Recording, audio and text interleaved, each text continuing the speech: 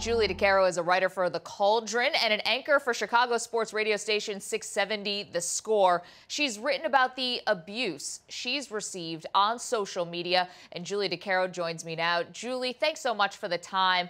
What was the feeling like the first time you were called an offensive name online?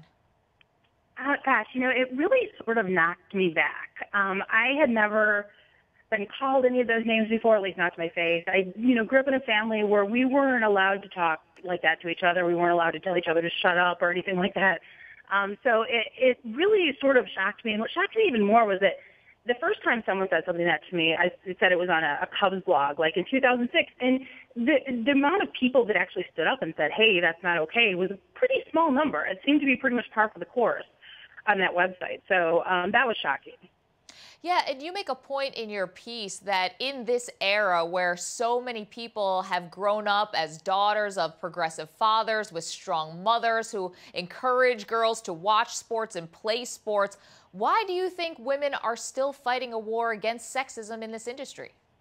It's a really good question. It really feels like sports, online sports, sports talk radio, stuff like that is sort of the last bastion guys feel like, I think, of like their bro-ness, like where they can, for their words, we don't have to be PC here. We can say whatever we want. And I think there's a very small but very vocal faction out there that really resents women invading that space. I think they feel like women have invaded everything else they've had.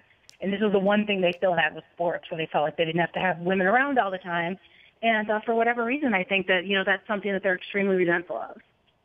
Julie, last week when news was breaking in the Patrick Kane case, you stayed away from work for a day because you were getting threats on Twitter. How much did you fear for your own safety?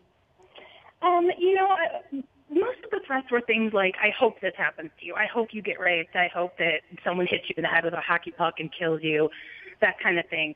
There was one threat that was very specific that involved a photo of the entrance to my building and someone letting me know that they knew where I entered the building.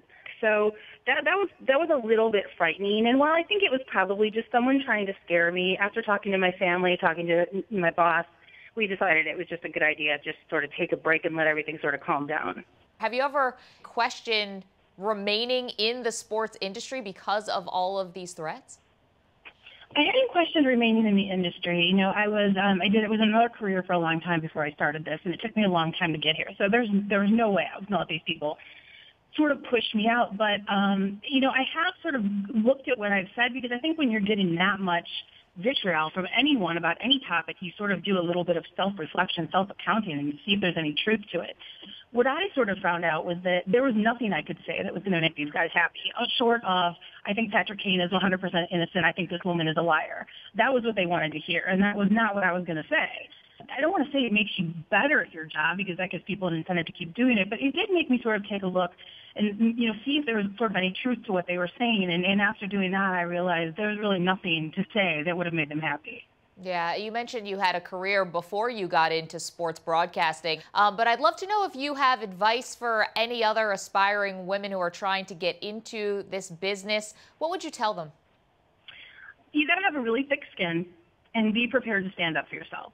Not just to the trolls that come at you and say these horrible things, but to the sort of grinding down of sexism that you have to deal with on a daily basis. I didn't expect it to be as sort of wearing and sort of exhausting as it can be sometimes. And take breaks from social media if you need them, because what happens there, I didn't write this article just about me. I talked to a lot of different people in media for this article and sort of wrote it for all of us that are dealing with it. And I've had women who have been on an NFL beat. One woman had been on an NFL beat for 35 years, and she said, thank you, I've never been able to say this to anyone. So this is happening to all of us.